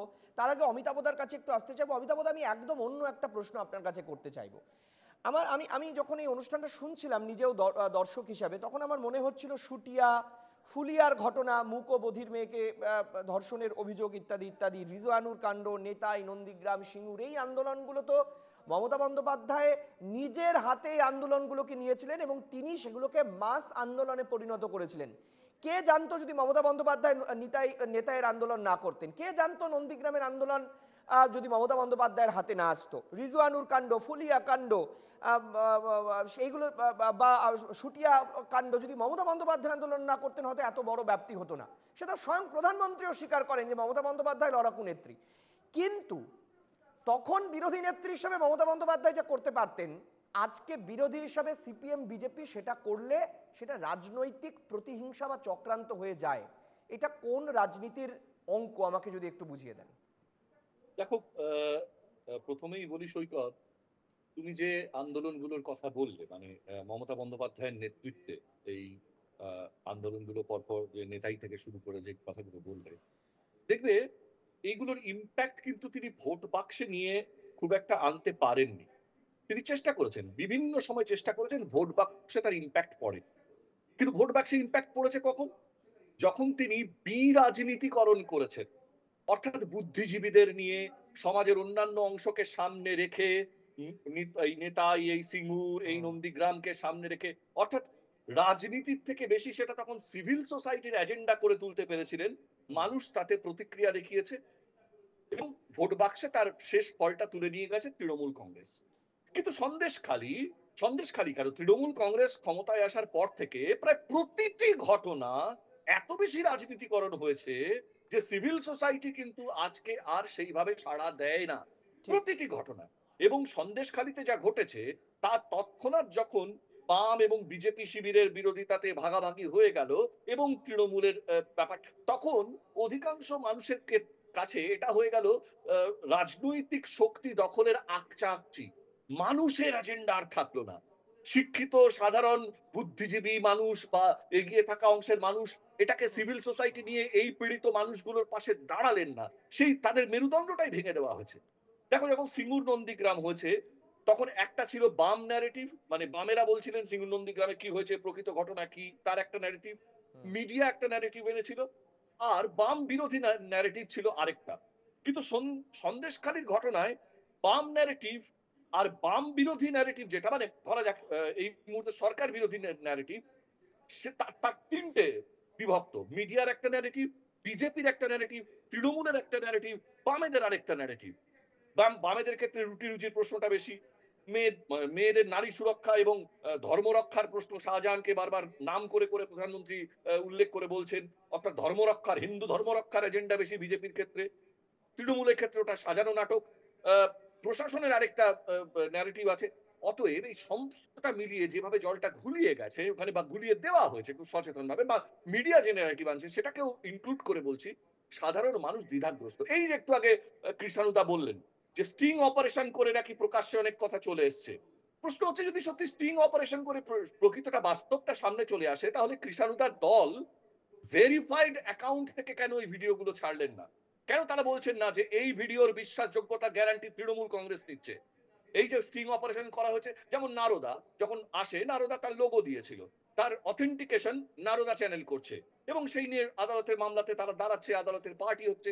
তা তৃণমূল কংগ্রেস একটা ভাসিয়ে দিচ্ছে ন্যারেটিভ এবং বলছে ওখানে সাজানো ঘটনা হয়েছে, এই দেখুন টাকা দিয়ে এই হয়েছে, কিন্তু তাহলে নিজেদের লোগোটা কেন ব্যবহার করছে না, যে আমরা দায়িত্ব নিয়ে বলছি এখানে প্রকৃতই এমন ঘটনা ঘটেছে?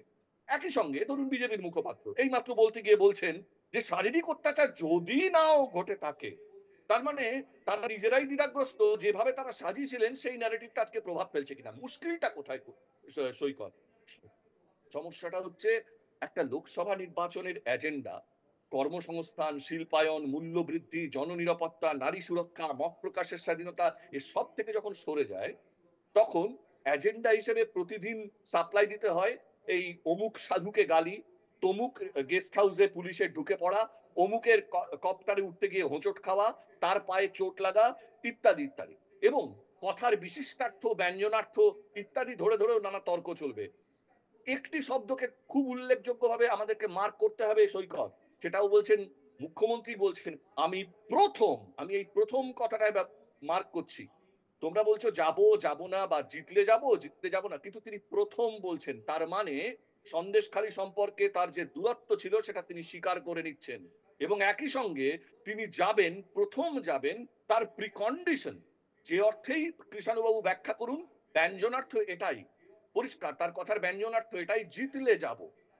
এর থেকে মানে সাধারণ মানুষের কাছে দ্বিতীয় কোনো ব্যাখ্যা যেতে পারে না, অন্তত আমি আমার যতদিনের বিশ্ববিদ্যালয় অধ্যাপনা বা কলেজ বিশ্ববিদ্যালয় অধ্যাপনার অভিজ্ঞতায় বুঝেছি, পরিষ্কার ওনার ভাষ্যটা এটাই। এবার তাকে তিনি বিশিষ্টার্থ দিচ্ছিলেন আমার জন্মদিন তমুক ইত্যাদি দিয়ে, প্রশ্নটা সেইখানে গিয়ে শেষ পর্যন্ত দাঁড়াচ্ছে না। ফলে যে বিষয়টা এসে দাঁড়াচ্ছে এই মুহূর্তে বাংলার মানুষের সামনে, সেটা হচ্ছে খোলা জলে মাছ ধরার রাজনীতি।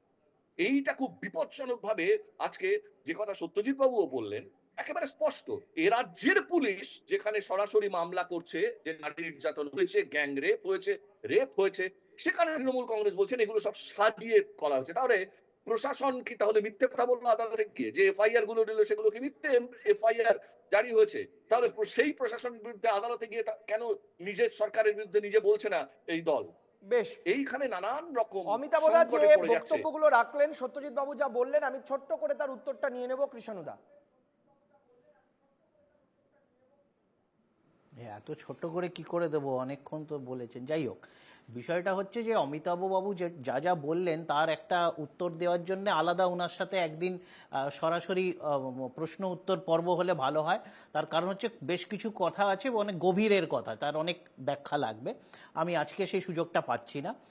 প্রথমে বলে রেখি যে স্টিং অপারেশনটা হয়েছে, যে করেছে তার দায় নেবে, কিন্তু স্টিং অপারেশনে আমরা যেটা শুনছি পরিষ্কার করে, যারা স্টিং অপারেশনের বিরোধিতা করছে তারা বলুক যে ফরেন্সিকে দিক, বলুক যে যেসব ল্যাব আছে এগুলো সত্যি মিথ্যা যাচাই করে, কোনো ভয়েস চেঞ্জ হয়েছে কিনা, ভিডিও চেঞ্জ হয়েছে কিনা, তারা দাবি করে সেটাকে প্রমাণ করুক। আমরা স্টিং অপারেশনটাকে বিশ্বাস করছি, যেরকম নারদা স্টিং অপারেশনকে বিজেপি বিশ্বাস করেছিল, পার্টি অফিসে দেখেছিল, আমরাও সেটা অস্বীকার করিনি, এবং আমরা দেখেছি শুভেন্দু অধিকারীকে 5 লাখ টাকা নিতে বিক্রি হতে। তো এখন বিষয়টা হচ্ছে যে এখন এখানে সিপিএম এর প্রতিনিধি অনেকগুলো কথা বললেন। আচ্ছা, এখন তো ওখানে একটা সুন্দর রাস্তা হয়েছে, আমরা এখন ওই বসিরহাট, 1 মিনিট বলি, বসিরহাট যাওয়ার জন্য আমাদেরকে এখন আর মানে 5 দিন 10 দিন 1 মাস অপেক্ষা করতে হয়নি। শুনেন শুনেন আরে শুনেন হয়তো তোমাকে আটকাইনি আমাকে আমি বলে দিই তারপরে আরে বাবা এইটা কেন এত অসহিষ্ণু কেন? সত্যিটা শুনতে এত একদম ঠিক বলছি। এখন আমরা বাসন্তী এক্সপ্রেসওয়ে দেখেছি, আজকে লাউহাটি থেকে সোজা রাস্তা হয়েছে, আজকে মানুষ সরাসরি এইসব জায়গা যেতে পারে।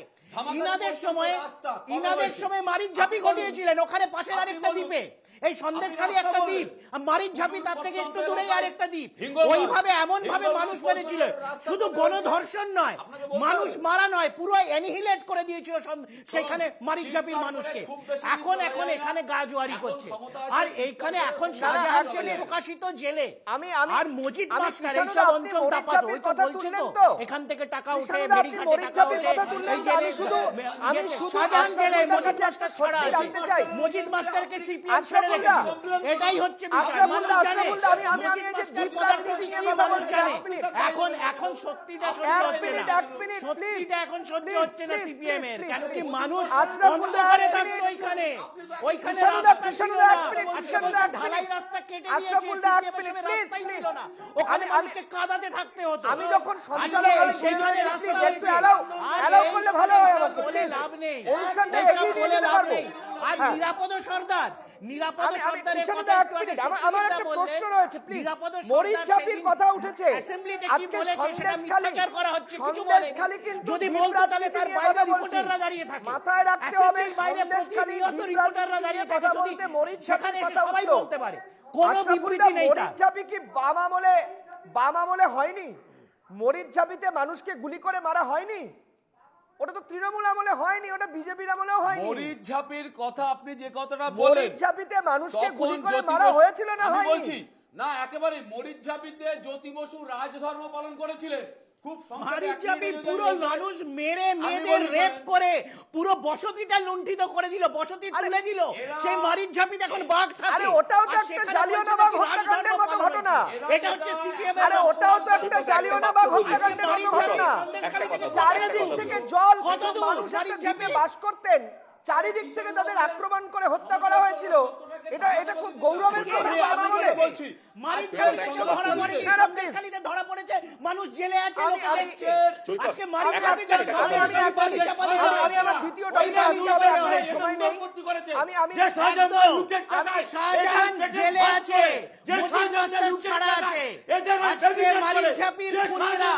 মারিচঝাপির ধর্ষকরা ছাড়া আছে। এটাই হচ্ছে দুর্ভাগ্য, এটাই দুর্ভাগ্য। এখন এখানে এসে মারামারি করছে, কলা চুরি করেছে, কলা চুরি করেছে, পাচার করেছে, মানুষ মেরেছে, সব করেছে, নিজেদের ভোটারদের গুলি করে হত্যা করেছে। এত নিকৃষ্ট দল একটা নিজেদের ভোটারদের গুলি করে হত্যা করেছে। এখন সন্দেশখালী মনে পড়ছে মারিচঝাপে চাকরি চুরি। মাজিদ মাস্টার তো মাস্টার মশাই কি করে হলো? মাস্টার মশাই কি করে হলো? মজিদ মাস্টার কি করে মাস্টার হয়েছিল? কি চুরি করে মাস্টার হয়েছিল? মজিদ মাস্টার কি করে মাস্টার হয়েছিল? মজিদ মাস্টার কি করে মাস্টার হয়েছিল? তপন ঘোষ কি করে মাস্টার হয়েছিল? শুকুর আলী কি করে মাস্টার হয়েছিল? একের পর এক সিপিএম নেতা মাস্টার কি করলো, কি করে চাকরি পেল? আজকে সব চুরি হয়ে যাচ্ছে। শুধু চুরি নয়, মানুষ বক্তারা রয়েছেন, তাদেরকে বলতে চুরি করেছে, মানুষ মেরেছে, তারপরে হারমাদ হয়েছে এরা তারপরে হারমাদ হয়েছে। আমি প্লিজ আশরাফুল্লাহ প্লিজ বলুক না মজিদ মাস্টার মজিদ মাস্টারের স্কুলের চাকরি আমি বুঝতে পারছি না হঠাৎ মরিচঝাপির কথা বলতে এত উত্তেজনা তৈরি হলো কেন? বহু বছর আগের ঘটনা। তোমার তখন জন্ম, তখন মজিদ মাস্টার, তোমার জন্ম নিয়ে কথা বলছি না, তোমার অনেক জন্ম হয়নি। মারিচঝাপি করেছিল তখন তোমার জন্ম হয়েছিল কেন জানি না। জন্ম হয়নি। আরে বললাম তো চাকরিটা কি করে হয়েছিল? প্লিজ মজিদ মাস্টারের চাকরি কি করে? প্লিজ আমি অনুরোধ করব বাকি বক্তাদের একটু বলতে দিন প্লিজ। আমি অনুরোধ করব রুবি মুখার্জি, আমি বাধ্য হচ্ছি আমার দ্বিতীয় টপিকটা আজকে ড্রপ করতে, কারণ এখন আর সময় নেই। এই তর্ক বিতর্কের মধ্যে আমি দ্বিতীয় টপিক আনতেই পারলাম না। আমি রুবি মুখার্জির কাছে একটু জানতে চাই, এই যে মানুষ হত্যার রাজনীতি, কথাও মানুষকে শুনতে অনেক পাইনি, রকম ভাবে আপনি হত্যা চিৎকার করা যায়, চেঁচামেচি তার মানসিক হত্যা, সামাজিক হত্যা, তাকে রক্তাক্ত করে হত্যা, নানা হত্যায় মরিচ ঝাপির কথা বলতে আজকে হঠাৎ বাজার গরম হয়ে উঠলো কেন?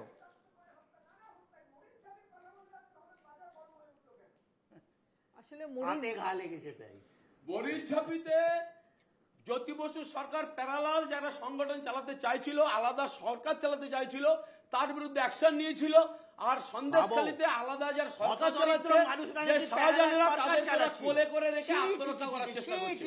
পার্থক্য হচ্ছে এটাই। আমি কি বলবো? হ্যাঁ, রুবি মুখার্জি বলুন। মানুষরা নাকি প্যারালাল সরকার চালাচ্ছে। অবশ্যই আর জঙ্গলের কাঠ চুরি হয়ে যাচ্ছিল, কোনো প্রশাসনিক কাঠ সিপিএম এর ভিত্তিটাই তো চুরি করে, কাঠ চুরি করে হয়েছে ওখানে। ব্যবস্থা নিয়েছিল, ওখানে তো কাঠ চুরি করে সিপিএম পার্টি সেখানে চলেছে। ব্যবস্থা নিয়েছিল জ্যোতি রুবি বসুর মুখার্জি সরকার। বলুন। নির্লজ্জতার সঙ্গে সারা রাজ্যে আজকে প্রশাসনকে ধ্বংস করেছে এরা। কুমির মারতে এসে মেয়েদেরকে ধর্ষণ করে তারপরে লাশ চালিয়েছে। রুবি মুখার্জি আপনি বলুন। সৈকত, আমি কি বলবো? হ্যাঁ, বলুন, বলুন, বলুন। ভাত চলে, যাদের বৈভব ওই তো চলে, বললাম, বাড়ি হয়, গাড়ি হয়, পশ্চিমবঙ্গের রাজনীতির মতোই অবস্থা হয়ে গেছে আমাদের অনুষ্ঠানে। কোনোভাবেই মানা ছেড়ে যাবে না। দিচ্ছেন, আপনি বলুন। আপনি লড়ে নিন। কোনোভাবেই মানা যাবে না। আচ্ছা, ব্যাপারটা হচ্ছে যে মরিচ ঝাপিতে কিন্তু যারা ছিলেন তারা অত্যন্ত হতদরিদ্র সর্বহারা মানুষরা। এই সর্বহারাদের নেতা তো এরা, জ্যোতিবাবু। সর্বহারা মানুষেরা বাংলাদেশ থেকে আসা উদ্বাস্তুরা গিয়ে মরিচ ঝাপিতে ছিলেন। সেই মরিচ ঝাপিতে নির্বিচারে সিপিএম, জ্যোতিবাবু তখন মুখ্যমন্ত্রী, সিপিএম নির্বিচারে গুলি চালিয়ে এইসব হতদরিদ্র মানুষদের শেষ করে দিয়েছিল। এবং মরিচঝাপিতে এখন একদম জঙ্গল, তখনও জঙ্গল ছিল, জঙ্গল কেটে মানুষরা বসবাস করেছিলেন, এখনো জঙ্গল। কিন্তু এই যে অন্যায়টা করেছিল সিপিএম, যে এতগুলো মানুষ অসহায়, নিঃসহায় এবং দরিদ্র, যারা আজকেও বলছে যে সিপিএম এর মুখপাত্র বলছেন যে ওরা নাকি প্যারালাল সরকার চালাচ্ছিল, যাদের পেটে ভাত ছিল না, আধিকারিক পুলিশকে ওখানে যেতে দেওয়া হচ্ছিল না, যাদের আলাদা সংগঠন করে একেবারে সেখানকার লুট না, চলছিল। এটা বাজে কথা। তার কারণ পুলিশ যেতে পারেনি, সেটা পুলিশের সেই জন্যই রাজ্য সরকার অ্যাকশন নিয়েছিল। সেখানকার দখল মুক্ত পুলিশের করেছিল। সেটা বাংলাদেশ না, না, আশরাফুল আমিন, আপনি কি বলছেন? আপনি তো স্বীকার করছেন। এটা হচ্ছে আপনি পুলিশের যেটা স্বীকার অক্ষমতা। করছেন, তাহলে সিপিএম দায়িত্ব নিয়ে সরকারিভাবে অক্ষমতা যে পুলিশ মরিচ যেতে ঝাপিতে পারেনি। হত্যা করেছিল। আপনি তো স্বীকার করছেন আজকের এই অনুষ্ঠানে। তাই একেবারেই নয়, তাই করেছিল। একেবারেই নয়। আমরা মরিচঝাপিতে কোনো হত্যাকাণ্ড সিপিএম সরকার সংগঠিত করেনি।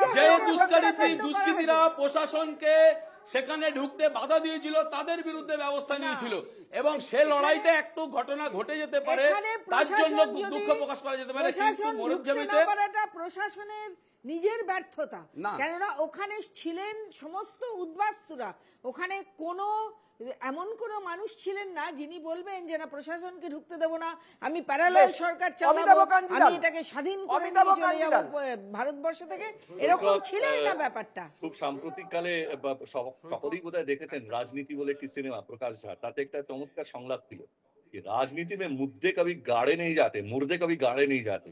সময় সময় মৃতদেহ তুলে নিয়ে আসা। আমার কৃষাণুদার কাছে, রুবিদির কাছে, আশরাফুল ভাইয়ের কাছে, সত্যজিৎ বাবুর কাছেও আমার প্রশ্ন, ধরুন আমি যদি এই যে ন্যারেটিভটা আসছে মরিচ ঝাঁপিকে নিয়ে, ধরুন যখন আমরা পাহাড়ে ভোটের প্রসঙ্গ আসে, আমরা বারবার গোর্খাল্যান্ড আন্দোলন, সেখানে কত মানুষ মারা গেছেন, এগুলোকে নিয়ে আসি। সন্দেশখালীতে যখন আজকে ভোটের পর্ব আসছে, মরিচ ঝাঁপির কথা এত ফেইন্ট ভাবে বলা হচ্ছে কেন? একটু বোল্ডলি বলা হোক। এক, আর তাহলে এই এত 15 বছর ধরে শাসন চালাচ্ছেন, প্রায় 15 বছর বা 12-13 বছর শাসন চালাচ্ছেন কৃষাণুদারা, মরিচ ঝাঁপির ফাইল খুলে তদন্ত সম্পন্ন করে কেন এখনো তো মজিদ মাস্টার বাইরে ঘুরে বেড়াচ্ছেন? কেন এই সমস্ত আপনাদের দ্বারা চিহ্নিত বা নামাঙ্কিত দুষ্কৃতীদের জেলে পাঠানোর ব্যবস্থা করছেন না? রুবিদি, আপনাদের সরকার রয়েছে, কেন সিবিআই কে অ্যাক্টিভেট করা হচ্ছে না? কেস তো যে কোনো সময় খোলা যেতে পারে, ডকুমেন্ট রয়েছে, যা দলিলপত্র রয়েছে, সরকারের স্বরাষ্ট্র দপ্তর নিশ্চয়ই সহযোগিতা করবে। কেন এই বিষয়গুলো করা যাচ্ছে না? তাহলে কি মরিচ ঝাঁপির তথ্য প্রমাণ কোনো কিছুই আর অবশিষ্ট নেই? সেটা সত্যজিৎ বাবু বলতে পারবেন আরো ভালো করে, যেহেতু তিনি পুলিশ প্রশাসনের সঙ্গে যুক্ত ছিলেন। কিন্তু তার তো একটা ন্যারেটিভ আমরা বারবার শুনছি, বিষয়টা নিষ্পত্তি হচ্ছে না কেন বলুন তো? ওই মুর্দা গাড়া হবে না বলে। এবং সেখানে সিপিএম কি করেছিল, কংগ্রেস কি করেছিল, জ্যোতিবাবু কি করেছিলেন, তদানীন্তন কেন্দ্রীয় সরকার কি করেছিল? একদম সময় নেই, আপনার কাছে ছোট্ট করে তার রিয়াকশন চাই, একদম সময় নেই। সৈকত, আজকে আপনার যে এজেন্ডা ছিল তার মধ্যে কিন্তু মরিচঝাপির ব্যাপারটা ছিল না, এটা আপনি স্বীকার করবেন। এবং দ্বিতীয় কথা হচ্ছে, আমরা কেউ কেউ তুলে ধরলে সেইটা নিয়ে সাথে সাথে আলোচনা করতে হবে, এটা ঠিক নয়। যেটা দিয়ে একটা চ্যানেল ঠিক করবে যে এই সাবজেক্টে আজকে আলোচনা হবে, সেই সাবজেক্টে আলোচনা করা ঠিক ছিল। মরিচঝাপি সম্বন্ধে দু একটা লাইন শুধু আমি বলি। আমার সম্যক জ্ঞান কিন্তু, যেটা অমিতাভবাবু বললেন, আমার অতটা জ্ঞান নেই। কারণটা বলছি আপনাকে, কারণটা হচ্ছে মরিচঝাপির যে ব্যাপারগুলো হয়েছিল কমপ্লিটলি একটা এমনভাবে দরিদ্র অন্যভাবে নেবেন না, আমি কোনো পলিটিক্যাল অ্যাঙ্গেলে বলছি না, কিন্তু দরিদ্র জনগণ তারা কিন্তু কোনো রকমভাবে প্যারালাল সরকার বানাতে চায়নি, কারণ তাদের পেটের ভাতই ছিল না। তারা অ্যাকচুয়ালি মধু, জঙ্গলের কাঠ, এগুলো নিয়ে তারা সাধারণভাবে খুব সূক্ষ্মভাবে বাঁচতে চেয়েছিল, কিন্তু সেই তারা বাঁচার অধিকারটুকু তখন চলে গেছিল। সেই সময়কার যিনি সরকার ছিলেন, আমি নাম উচ্চারণ করছি না, তাদেরকে হয়তো স্তিমিত করে দেওয়া হয়েছিল। এটা কিন্তু অমিতাভবাবু স্বীকার করবেন হয়তো। আর 3 নম্বর কথা হচ্ছে, এই এতদিন পরে হঠাৎ একটা যেই সাবজেক্টে আমাদের কথা হচ্ছে সন্দেশখালী কিংবা অন্য কোনো ম্যাটার, সেইখানে একটা মরিচঝাপিকে ঢুকিয়ে দেওয়া, আমি একদম অবাক হয়ে গেলাম যে কিভাবে মরিচঝাপি চলে এলো এখানে। সুতরাং আজকে না দিয়ে আরেকদিন একটা মরিচঝাপি সম্বন্ধে আলোচনা করব। সত্যজিৎ বাবু একদম সঠিক কথা বলেছেন। আমাদের অনুষ্ঠান কখনোই ডিরেল হওয়া উচিত নয়, আমরা তো সোজা লাইনেই চলা উচিত ছিল। কিন্তু আমি জানেন কেন আজকে মরিচঝাপির কথা যখন তুললেন একটু আগে কৃষাণু মৈত্র, আমি কেন সেটাকে গুরুত্ব দিলাম? কারণ মরিচঝাপিও ছিল জল জঙ্গলের জীবন, মরিচঝাপিও ছিল একটা দ্বীপকে নিয়ে রাজনীতির শিকার। আজকে সন্দেশখালীকে নিয়েও ঠিক একইভাবে দ্বীপ রাজনীতি। মজাটা কোথায় জানেন? সন্দেশখালীতে ঠিক যেভাবে মানুষের রুটি রুজি কেড়ে নেওয়ার জন্য তাদের জমি কেড়ে নেওয়া হয়েছে, সেখানে নোনা জল ঢুকিয়ে দেওয়া হয়েছে, তাদের জীবনযাত্রাকে দুর্বিষহ করে দেওয়ার অভিযোগ রয়েছে, যেটা স্বীকার করছিলেন একটু আগে কৃষাণু মিত্র। ঠিক একইভাবে ওই মরিচঝাপিতেও কিন্তু আমার রিসার্চ যা বলছে যে বাইরে থেকে জল খাবার বন্ধ করার জন্য পুলিশ সেখানে নৌকো নিয়ে টহলদারি দিত, যাতে সেখান থেকে বাইরের মিষ্টি জল এবং খাবার বন্ধ করে দেওয়া হয়েছিল। এটাও কোনোভাবে একজন মানুষের রুটি রুজি জীবনযাত্রা আটকে দেওয়ার ক্ষেত্রে কম বড় অভিযোগ নয়।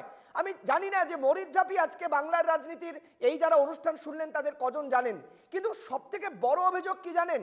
এই দ্বীপ রাজনীতির প্রেক্ষাপটটা দক্ষিণবঙ্গের আর 5টা সমতলের বা এই ধরনের সমভূমির রাজনীতিতে মিলবে না। ঠিক যেমনভাবে উত্তরের রাজনীতির সঙ্গে দক্ষিণের রাজনীতি মেলে না, একইভাবে কিন্তু যারা কলকাতায় বসে অনুষ্ঠান দেখছেন, মালদাহে দেখছেন, পুরুলিয়ায় দেখছেন, তারাও জানবেন না দক্ষিণ 24 পরগনা, পূর্ব মেদিনীপুরের এই দ্বীপ অংশগুলোর রাজনীতি কিভাবে আবর্তিত হয়। আমরা আজকে অনুষ্ঠান এখানেই শেষ করছি। সকলকে অসংখ্য ধন্যবাদ মূল্যবান সময় দেওয়ার জন্য।